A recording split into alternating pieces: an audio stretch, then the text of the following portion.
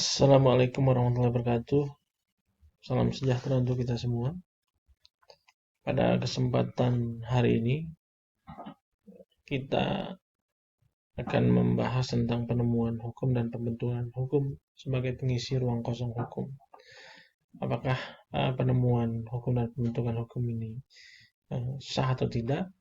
Nanti kita akan ketahui bahwa substansi hukum itu kadang juga membutuhkan dukungan, ya, kadang membutuhkan interpretasi, sehingga dalam pelaksanaannya para hakim dalam hal ini, ya, dapat memutus dengan baik dan benar, gitu ya. Nah, ada beberapa metode yang dapat disampaikan dalam proses penemuan hukum ini. Yang pertama adalah metode interpretasi hukum. Interpretasi merupakan penjelasan setiap istilah dari suatu perjanjian apabila terdapat pengertian ganda, ya, atau tidak jelas dan para pihak memberikan pengertian yang berbeda terhadap istilah itu, gitu, dapat memberikan arti apapun terhadap istilah tersebut. Jadi diinterpretasikan.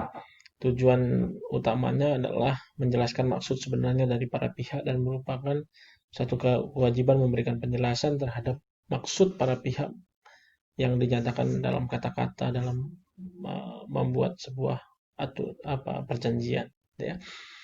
Nah, kemudian dalam pasal 22AB Algemeen Bepalingen van Wetgeving atau yang dikenal dengan ketentuan umum peraturan perundang-undangan, ya, bahwa disebutkan hakim dilarang menolak mengadili satu perkara yang diajukan kepadanya dengan alasan tidak ada atau tidak jelas peraturan hukumnya. Meskipun di dalam aturan hukum bahwa seseorang itu tidak boleh dihukum selain sudah ada kekuatan undang-undang yang mengaturnya, tetapi di sisi lain juga hakim diberikan tugas bahwa tidak boleh menolak mengadili satu perkara yang diajukan kepadanya apabila dengan alasan bahwa tidak adanya atau tidak jelasnya peraturan perundangan. Jadi dia bisa menggunakan interpretasi hukum. Ya. Di dalam pasal 16 ayat 1 Undang-Undang Kekuasaan Kehakiman juga, ya, Undang-Undang Nomor 48 tahun 2009, bahwa pengadilan tidak boleh menolak untuk memeriksa, mengadili, memutus suatu perkara yang diajukan dengan dalih bahwa hukum itu tidak ada atau kurang jelas, melainkan wajib untuk memeriksa dan mengadilinya. Jadi ini adalah sebuah terobosan hukum dengan metode interpretasi, ya. Nah, metode interpretasi disampaikan oleh Sudikno Mertokusumo dan Avilo, misalkan. Yang pertama, penafsiran menurut arti perkataan atau istilah gramatikal, ya. Jadi kata, ya. Oleh karena itu, pembuat undang-undang itu yang ingin menyatakan kehendaknya secara jelas harus memilih kata-kata yang tepat, sehingga interpretasinya juga tidak terlalu jauh, ya, maksud yang dimaksud dengan pembuat undang-undang itu, sehingga hakim juga dalam kesempatan ini bisa menjadikan aturan yang sudah ada bisa jadi dasar hukumnya dalam memutus. Terus kemudian penafsiran menurut sejarah, ya. Ini ada dua macam interpretasi historis ini, penafsiran menurut sejarah hukum dan penafsiran menurut sejarah penetapan peraturan perundang-undangan. Nah, jenis interpretasi sejarah hukum ini yang pertama adalah Rehistoris Interpretation (PSHI), menyelidiki asal-usul sampai berlakunya suatu peraturan perundang-undangan itu, ya, dari satu sistem dahulu yang pernah berlaku dan yang sekarang. Jadi mempelajari atau menyelidiki asal-usul sampai berlakunya satu peraturan perundang-undangan. Nah, sedangkan Wet History Interpretation, ya, PSPU, yang lebih sempit daripada rehistoris interpretasi adalah penafsiran hukum yang hanya menyelidiki maksud dari pembuat undang-undang menetapkan suatu peraturan perundang-undangan. Jadi kalau tadi historisnya menyelidiki asal-usul sampai berlakunya suatu peraturan perundang-undangan, terus kemudian sedangkan PSPU ini bagaimana penafsiran hukum itu menyelidiki maksud pembuat undang-undang menetapkan suatu aturan perundang-undangan. Yang ketiga, penafsiran menurut sistem yang ada dalam hukum. Ya. Jadi setiap undang-undang merupakan bagian dari keseluruhan sistem perundang-undangan. Menafsirkan undang-undang sebagai bagian dari keseluruhan sistem perundang-undangan dengan jalan menghubungkan dengan undang-undang lain disebut dengan interpretasi sistematis atau interpretasi logis. Jadi antara satu dengan yang lain itu disambungkan. Bagaimana kemudian hal-hal yang berkaitan dengan misalkan pengakuan anak yang dilahirkan di luar perkawinan oleh orang tuanya, ya, tidak cukup hanya mencari ketentuan dalam KUH Perdata saja, gitu, ya. Tetapi dalam hukum-hukum lain juga dipentingkan, misalkan dihubungkan dengan ketentuan kitab undang-undang hukum pidana atau aturan-aturan yang lainnya. Nah, yang keempat adalah penafsiran sosiologis. Ya, interpretasi teleologis atau sosiologis ini apabila makna undang-undang ditetapkan berdasarkan tujuan kemasyarakatan. Ya, interpretasi sosiologis ini terjadi apabila makna undang-undang itu ditetapkan berdasarkan tujuan kemasyarakatan. Peraturan undang-undang disesuaikan dengan hubungan situasi yang baru. Ya. Yang kelima, penafsiran otentik. Ya, penafsiran otentik ini juga disebut penafsiran resmi. Penafsiran yang diberikan oleh pembuat undang-undang berupa penjelasan-penjelasan yang dilampirkan. Ya. Ini sebagai bagian dari peraturan perundang-undangan.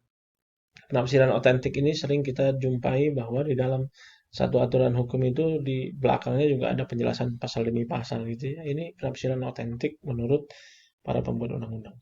Yang keenam, interpretasi komparatif. Ya.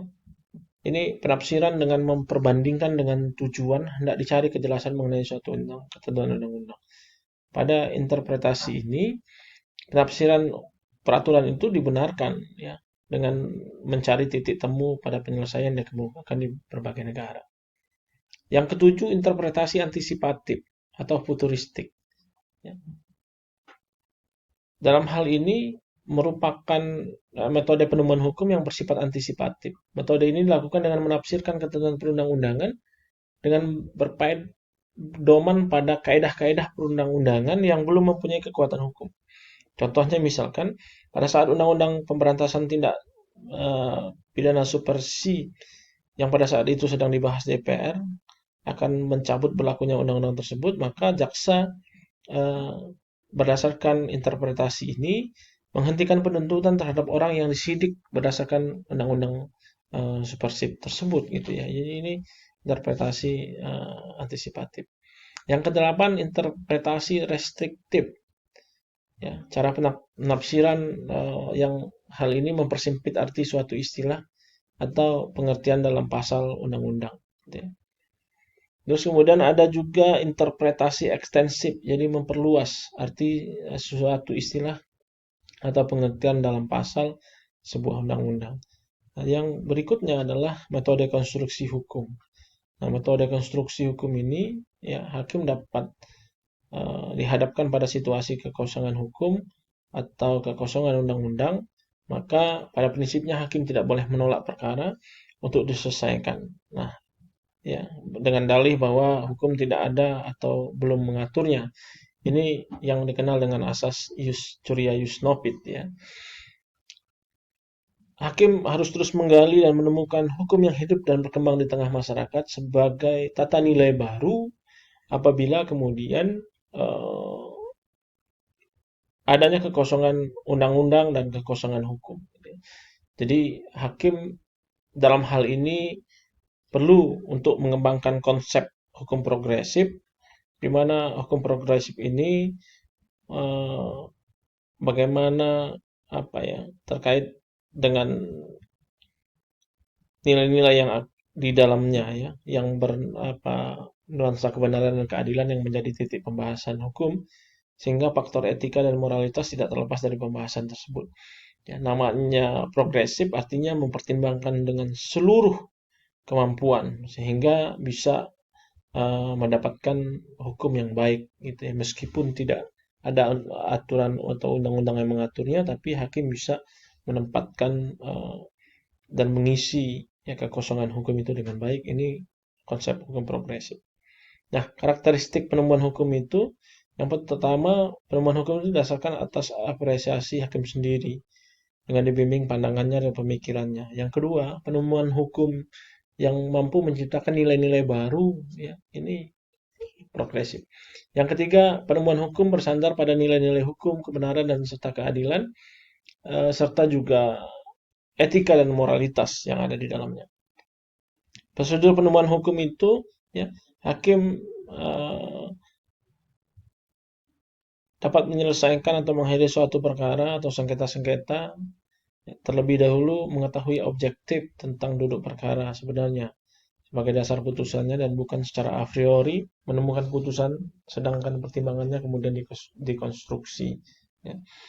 Nah, soal menemukan hukum ini urusan hakim dalam mempertimbangkan putusannya wajib, ya, karena jabatannya melengkapi alasan-alasan hukum yang tidak dikemukakan oleh para pihak. Jadi ya, intinya prosedur penemuan hukum ini diperkenankan ya oleh undang-undang untuk kemudian melengkapi alasan-alasan hukum para pihak yang tidak disampaikan. Terus kemudian aliran perkembangan penemuan hukum di dunia itu ada aliran legisme, ya. Aliran ini berpendapat bahwa satu-satunya sumber hukum adalah undang-undang sebagai konsekuensi dari kepastian hukum. Nah, hakim hanyalah sumfri automat, ya, hanya berdasarkan pasal-pasal, sedangkan metode yang dipakai adalah geometri yuridis. Nah, kebiasaan hanya mempunyai kekuatan hukum apabila ditunjuk oleh undang-undang. Hal ini berdasarkan pasal 3 Allgemeine Befalingen. Ya. Terus yang kedua, ada teori Begriff Jurisprudence. Menurut aliran ini, pengertian hukum tidaklah sebagai sarana tetapi sebagai tujuan, sehingga ajaran hukum menjadi ajaran tentang pengertian, ya. Di mana suatu permainan pengertian yang mana mengkultuskan rasio dan logika, di mana pekerjaan hakim semata-mata bersifat logis ilmiah. Terus kemudian ada aliran yang berlaku sekarang. Aliran ini berpendapat bahwa sumber hukum itu tidak hanya undang-undang atau peradilan saja. Banyak hal yang tidak sempat diatur oleh undang-undang sehingga menimbulkan kekosongan hukum. Nah, penemuan dan pembentukan hukum oleh hakim itu berdasarkan pasal 20 AB. Hakim harus mengadili berdasarkan undang-undang dan pasal 22 AB dan pasal 14 Undang-Undang Nomor 1470, ya, dan Undang-Undang Nomor 48 Tahun 2009 tentang kekuasaan kehakiman itu mewajibkan bahwa hakim untuk tidak menolak mengadili suatu perkara yang diajukan kepadanya dengan alasan tidak lengkap atau tidak jelas undang-undangnya. Ya, jika terjadi kekosongan aturan hukum, maka aturannya tidak jelas, maka untuk mengatasi hal ini diatur dalam pasal 27 Undang-Undang Nomor 14 Tahun 1970 dan Undang-Undang Nomor 48 Tahun 2009 menyatakan bahwa hakim sebagai penegak hukum dan keadilan wajib menggali, mengikuti, dan memahami nilai-nilai hukum yang hidup di dalam masyarakat. Artinya, seorang hakim harus memiliki kemampuan dan keaktifan untuk menemukan res finding, gitu ya. Nah, ini misalkan contohnya. Perubahan undang-undang melahirkan dua lembaga lingkungan kekuasaan kehakiman. Selain Mahkamah Agung, ada Mahkamah Agung, ada Mahkamah Konstitusi, ada Komisi Yudisial. Nah, pengisian ruang kosong hukum ini dimaksudkan agar senantiasa tidak ada kekecewaan dari masyarakat yang kemudian sebagai pencari keadilan. Oleh karenanya diperlukan satu langkah, misalkan bagaimana cara penerapannya, misalkan dengan cara analogi, kemudian ada res perfinding, penghalusan hukum, dan yang terakhir adalah argumentum a contrario. Ya, bagaimana cara penerapan suatu peraturan itu dengan membuat kebalikan dari peristiwa tertentu. Dan mungkin itu rekan-rekan mahasiswa yang dapat saya sampaikan untuk kesempatan kali ini. Dan saya akhiri wabillahi taufiq wal hidayah. Wassalamualaikum warahmatullahi wabarakatuh.